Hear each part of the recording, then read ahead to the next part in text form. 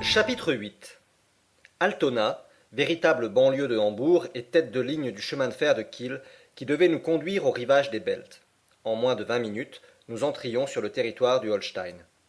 À 6h30, la voiture s'arrêta devant la gare. Les nombreux colis de mon oncle, ses volumineux articles de voyage, furent déchargés, transportés, pesés, étiquetés, rechargés dans le wagon de bagages, et à 7 heures, nous étions assis l'un vis-à-vis de l'autre dans le même compartiment. La vapeur siffla, la locomotive se mit en mouvement, nous étions partis. Étais-je résigné? Pas encore. Cependant, l'air frais du matin, les détails de la route rapidement renouvelés par la vitesse du train, me distrayaient de ma grande préoccupation. Quant à la pensée du professeur, elle devançait évidemment ce convoi trop lent au gré de son impatience. Nous étions seuls dans le wagon, mais sans parler. Mon oncle revisitait ses poches et son sac de voyage avec une minutieuse attention. Je vis bien que rien ne lui manquait des pièces nécessaires à l'exécution de ses projets. Entre autres, une feuille de papier pliée avec soin portait l'entête de la chancellerie danoise avec la signature de M. Christiansen, consul à Hambourg et l'ami du professeur. Cela devait nous donner toute facilité d'obtenir à Copenhague des recommandations pour le gouverneur de l'Islande. J'aperçus aussi le fameux document précieusement enfoui dans la plus secrète poche du portefeuille. Je le maudis du fond du cœur, et je me remis à examiner le pays. C'était une vaste suite de plaines peu curieuses, monotones, limoneuses et assez fécondes, une campagne très favorable à l'établissement d'un railway et propice à ces lignes droites si chères aux compagnies de chemin de fer. Mais cette monotonie n'eut pas le temps de me fatiguer, car 3 heures après notre départ, le train s'arrêtait à Kiel, à 2 pas de la mer. Nos bagages étant enregistrés pour Copenhague, il n'y eut pas à s'en occuper. Cependant, le professeur les suivit d'un œil inquiet pendant leur transport au bateau à vapeur. Là, ils disparurent à fond de cale. Mon oncle, dans sa précipitation, avait si bien calculé les heures de correspondance du chemin de fer et du bateau qu'il nous restait une journée entière à perdre. Le steamer l'Eleonora ne partait pas avant la nuit. De là une fièvre de 9 heures pendant laquelle l'irascible voyageur envoya à tous les diables l'administration des bateaux et des railways et les gouvernements qui toléraient de pareils abus. Je dus faire chorus avec lui quand il entreprit le capitaine de l'Eleonora à ce sujet. Il voulait l'obliger à chauffer sans perdre un instant. L'autre l'envoya promener. À Kiel, comme ailleurs, il faut bien qu'une journée se passe. À force de nous promener sur les rivages verdoyants de la baie au fond de laquelle s'élève la petite ville, de parcourir les bois touffus qui lui donnent l'apparence d'un nid dans un faisceau de branches, d'admirer les villas pourvues chacune de leurs petites maisons de bain froid, enfin de courir et de maugréer, nous atteignîmes 10 heures du soir. Les tourbillons de la fumée de l'Eleonora se développaient dans le ciel. Le pont tremblotait sous les frissonnements de la chaudière. Nous étions à bord et propriétaires de 2 couchettes étagées dans l'unique chambre du bateau. À 10h15, les amarres furent larguées et le steamer fila rapidement sur les sombres eaux du Grand Belt. La nuit était noire. Il y avait belle brise et forte mer. Quelques feux de la côte apparurent dans les ténèbres. Plus tard, je ne sais où, un phare à éclat étincela au-dessus des flots. Ce fut tout ce qui resta dans mon souvenir de cette première traversée. À 7 heures du matin, nous débarquions à Corser, petite ville située sur la côte occidentale du Sealand. Là, nous sautions du bateau dans un nouveau chemin de fer qui nous emportait à travers un pays non moins plat que les campagnes du Holstein. C'était encore 3 heures de voyage avant d'atteindre la capitale du Danemark. Mon oncle n'avait pas fermé l'œil de la nuit. Dans son impatience, je crois qu'il poussait le wagon avec ses pieds. Enfin, il aperçut une échappée de mer. Le Sund, s'écria-t-il. Il y avait sur notre gauche une vaste construction qui ressemblait à un hôpital. C'est une maison de fous, dit un de nos compagnons de voyage. Bon, pensai-je, voilà un établissement où nous devrions finir nos jours, et si grand qu'il fût, cet hôpital serait encore trop petit pour contenir toute la folie du professeur Lindenbrock. Enfin, à 10 heures du matin, nous prenions pied à Copenhague. Les bagages furent chargés sur une voiture et conduits avec nous à l'hôtel du Phénix d'Ambredgale. Ce fut l'affaire d'une demi-heure, car la gare est située en dehors de la ville. Puis mon oncle, faisant une toilette sommaire, m'entraîna à sa suite.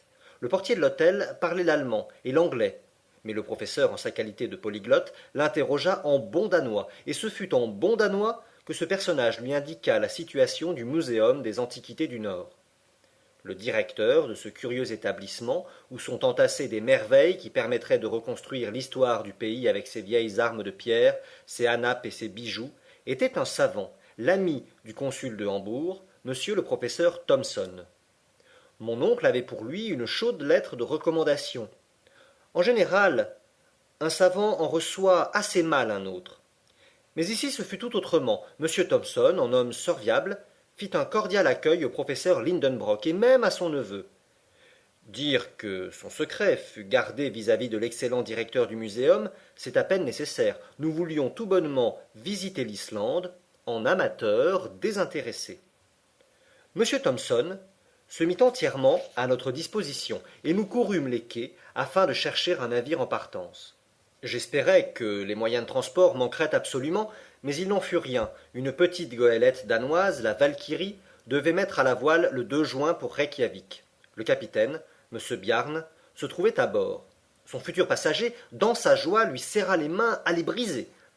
Ce brave homme fut un peu étonné d'une pareille étreinte. Il trouvait tout simple d'aller en Islande, puisque c'était son métier. Mon oncle trouvait cela sublime. Le digne capitaine profita de cet enthousiasme pour nous faire payer double le passage sur son bâtiment. Mais nous n'y regardions pas de si près. Soyez à bord, mardi, à 7 heures du matin, dit M. Bjarne, après avoir empoché un nombre respectable de dollars. Nous remerciâmes alors M. Thomson de ses bons soins et nous revînmes à l'hôtel du Phénix. Cela va bien, cela va très bien, répétait mon oncle. Quel heureux hasard d'avoir trouvé ce bâtiment prêt à partir. Maintenant, déjeunons et allons visiter la ville. Nous nous rendîmes à Kongensnittorv, place irrégulière où se trouve un poste avec 2 innocents canons braqués qui ne font peur à personne. Tout près, au numéro 5, il y avait une restauration française tenue par un cuisinier nommé Vincent. Nous y déjeunâmes suffisamment pour le prix modéré de 4 marks chacun. Puis, je pris un plaisir d'enfant à parcourir la ville. Mon oncle se laissait promener. D'ailleurs, il ne vit rien, ni l'insignifiant palais du roi, ni le joli pont du XVIIe siècle qui enjambe le canal devant le muséum, ni cet immense cénotaphe de Thorvaldsen orné de peintures murales horribles et qui contient à l'intérieur les œuvres de ce statutaire, ni, dans un assez beau parc, le château bonbonnière de Rosenborg, ni l'admirable édifice Renaissance de la Bourse, ni son clocher fait avec les queues entrelacées de 4 dragons de bronze, ni les grands moulins des remparts dont les vastes ailes s'enflaient comme les voiles d'un vaisseau au vent de la mer. Quelle délicieuse promenade nous eussions faite, ma jolie Virlandaise et moi, du côté du port où les 2 ponts et les frégates dormaient paisiblement sur leurs toitures rouges, sur les bords verdoyants du détroit, à travers ces ombrages touffus au sein desquels se cache la citadelle, dont les canons allongent leurs gueules noirâtres entre les branches des sureaux et des saules. Mais, hélas, elle était loin, ma pauvre Graüben. Et pouvais-je espérer de la revoir jamais? Cependant, si mon oncle ne remarqua rien de ces sites enchanteurs, il fut vivement frappé par la vue d'un certain clocher situé dans l'île d'Amak, qui forme le quartier sud-ouest de Copenhague. Je reçus l'ordre de diriger nos pas de ce côté. Je montai dans une petite embarcation à vapeur qui faisait le service des canaux, et en quelques instants, elle accosta le quai de Dockyard. Après avoir traversé quelques rues étroites où des galériens vêtus de pantalons mi-partis jaunes et gris travaillaient sous le bâton des argousins, nous arrivâmes devant Fort Frelsserkirk. Cette église n'offrait rien de remarquable. Mais voici pourquoi son clocher assez élevé avait attiré l'attention du professeur. À partir de la plate-forme, un escalier extérieur circulait autour de sa flèche, et ses spirales se déroulaient en plein ciel. Montons, dit mon oncle. Mais le vertige, répliquai-je. Raison de plus, il faut s'y habituer. Cependant, viens, te dis-je, ne perdons pas de temps. Il fallut obéir. Un gardien qui demeurait de l'autre côté de la rue nous remit une clé, et l'ascension commença. Mon oncle me précédait d'un pas alerte. Je le suivais, non sans terreur, car la tête me tournait avec une déplorable facilité. Je n'avais ni l'aplomb des aigles, ni l'insensibilité de leurs nerfs. Tant que nous fûmes emprisonnés dans la vis intérieure, tout alla bien. Mais après 150 marches, l'air vint me frapper au visage. Nous étions parvenus à la plate-forme du clocher. Là commençait l'escalier aérien, gardé par une frêle rampe, et dont les marches de plus en plus étroites semblaient monter vers l'infini. Je ne pourrais jamais, m'écriai-je. Serais-tu poltron par hasard? Monte, répondit impitoyablement le professeur. Force fut de le suivre en me cramponnant. Le grand air m'étourdissait. Je sentais le clocher osciller sous les rafales. Mes jambes se déropaient. Je grimpais bientôt sur les genoux, puis sur le ventre. Je fermais les yeux.